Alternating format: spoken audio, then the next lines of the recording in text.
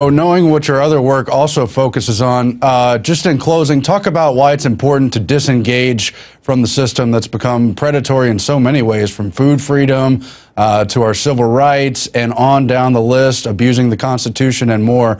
Talk about how you advise people to create their own systems.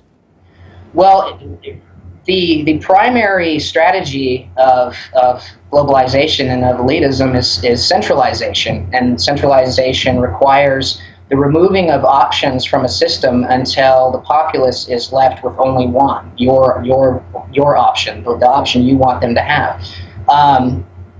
If we want to fight back against that, if we want to make a change, we can't continue participating in that system by those rules. Really what we have to do is walk away from that corrupt system completely and form our own, build our own systems. In order to do that, we need to start decentralizing the economy, decentralizing governments, turning towards localism rather than globalism. And that can be done in a number of ways. My primary focus has been through barter networks, which allow people to trade goods and services without depending on the dollar. I think if we're not able to do that, then we're never going to break away from this system. Right. And Edmund Burke, I believe it was, who said, all it takes for evil to triumph is good men and women to do nothing. And just laying down, being silent, and going along with these big globalized firms, buying from the box stores and more, is only making the whole system worse. So it's good to get the word out about that. And thanks for joining us, Brandon Smith. We're going to be back in a moment from break with more news. And then coming up, we also have Stewart Rhodes, the founder of Oathkeepers, joining us to highlight even more subjects pertaining to the curb on liberty and the attempt to demonize those fighting for it. Stay tuned. INFOWARS Nightly News. If you believe in this information and want to support its viral spread, go to the INFOWARS store at INFOWARS.com. We've got the new G.I. Joe INFOWARS t-shirts. We've got the incredible Pro Pure gravity-fed filters available at INFOWARS.com in the store. We've got a new DVD, Scientists Under Attack, the Don't Tread on Me flag. We've got all sorts of different bumper stickers to help spread the rebellion virally. It's all there, wristbands, citizen rule books in every order. Order online at INFOWARS.com today. The water filters, the canteens, it's all there. INFOWARS.com.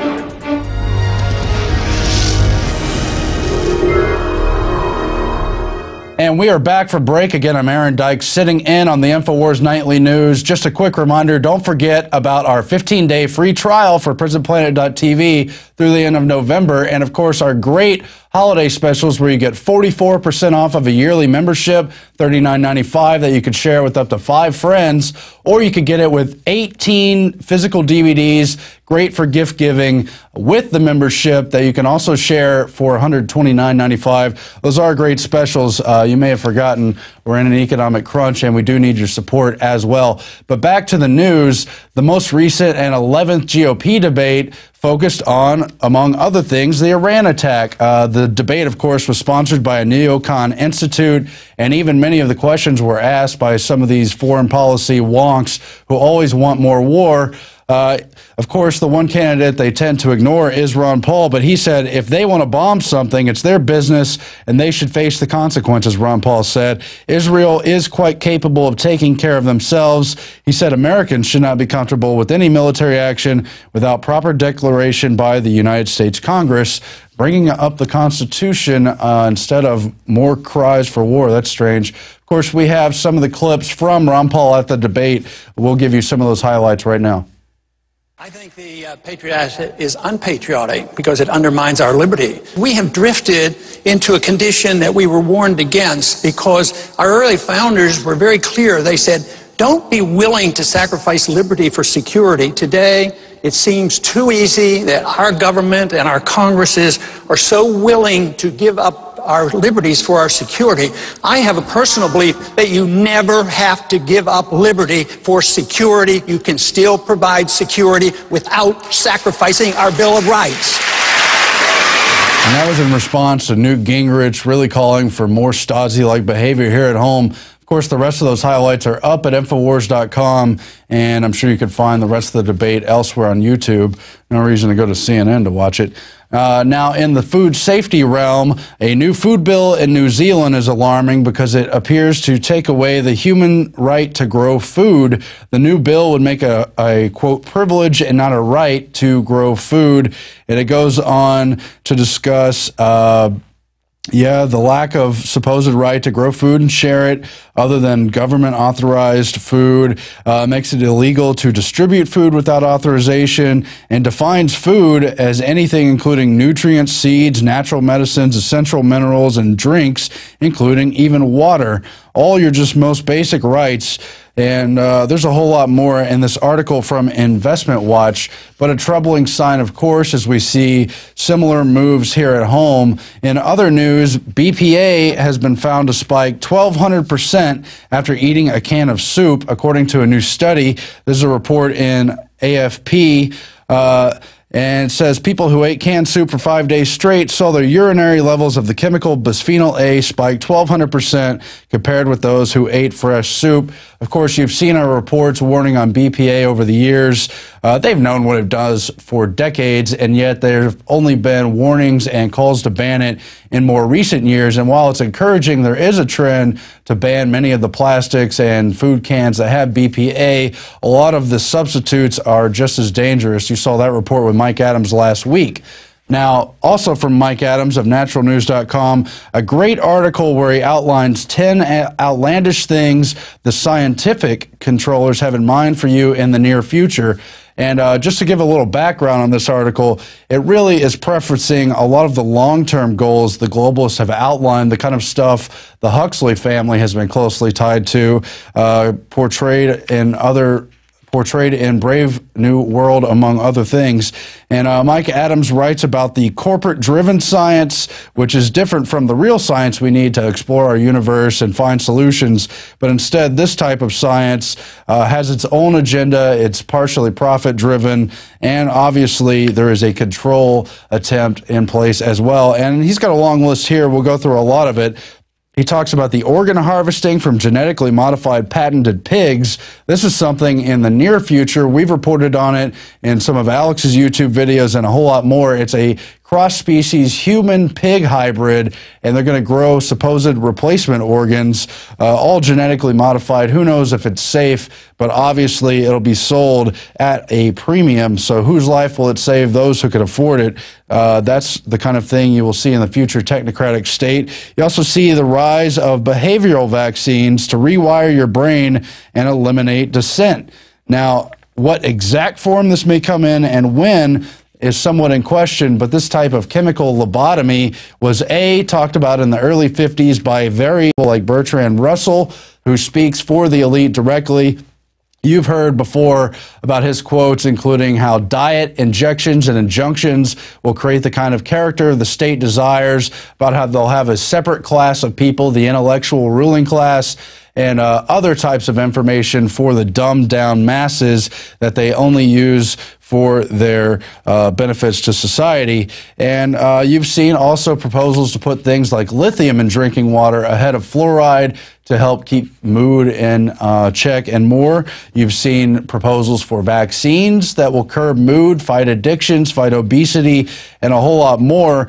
But really look at what direction this is all going. Now, Mike Adams also talks about the centralized remote monitoring of all your health statistics and vital signs by the police state. He's predicting this will go much further than just digitized medical records on some database. It'll go much further than the secret database of blood that they've been collecting for several decades. States like Michigan have been fighting against it, but really, this is something that was outlined in George Lucas's film before Star Wars, which is all about the rise of the New World Order technocratic state, THX 1138. I don't know if everyone has seen that. Now, THX 1138 really is a dystopic Brave New World Order themed movie where, among other things, you are forcibly medicated, and when the protagonists stop taking their drugs, they're convicted of illegal drug avoidance.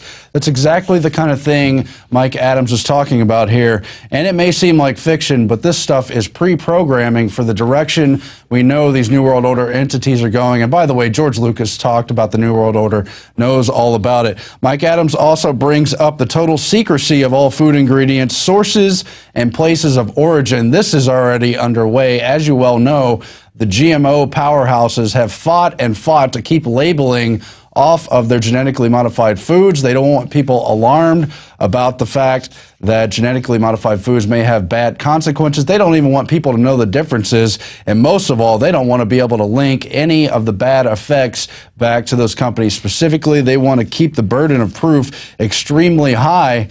And that leads to other dystopic things. But the idea of keeping where, how, and what your food is made of is very disturbing indeed. He also predicts the complete criminalization of home-produced foods and medicines, forcing total reliance on factory food production. Not only do they want centralized control of everything in your life from food on down, and all the big government subsidies for corn, soy, and the rest of it have gone a long way already towards that. They want to keep you from that kind of independence. And it may surprise you, but founding fathers, including Thomas Jefferson and others, warned that the power of government would take over the power over food and medicine as well. And they warned about it back then. That's part of the reason they wrote the Constitution and brought in the Bill of Rights. Mike Adams also warns about the unleashing of global bioweapon pandemics through seasonal flu shots. And yes, it may surprise you if you haven't studied the issue, but they do introduce diseases, whether on purpose or not, through these new inoculations and the very controversial way they are produced. And yes, it does have a population control aspect that could, among other things, dumb down or eliminate lower IQ people the state does not want anymore.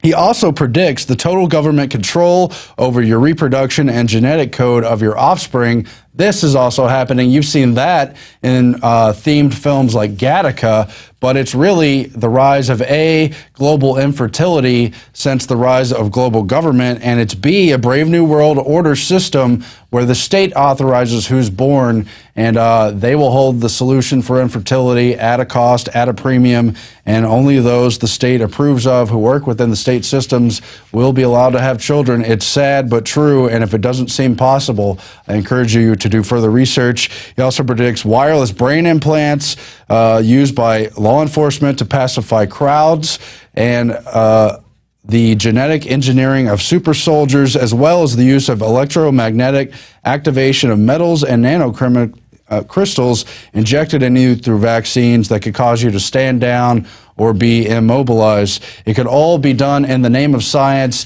And since at least the 20s, the Rockefeller Foundation and other powerhouses of finance and influence have controlled a lot of the research and development of science. Unfortunately, things are going in that direction. You've seen the crackdown on farms, vitamins, raw milk, and a whole lot more.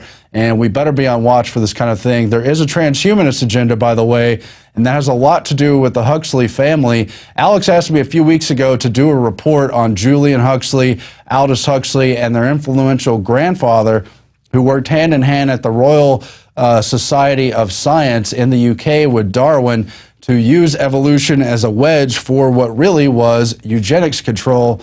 And that report is forthcoming. I've done a lot of research, and I'm going to bring you that in the near future, so be on the lookout for that. Finally, in the news, AllGov has posted really what is an old example, the U.S. State Department's website that attacks conspiracy theories that include September 11th, health freedom, and a whole lot of others. Now, this has been up for a while, but it remains important because this is a continuing attempt to kettle free speech on the internet to find a pretext to clamp down.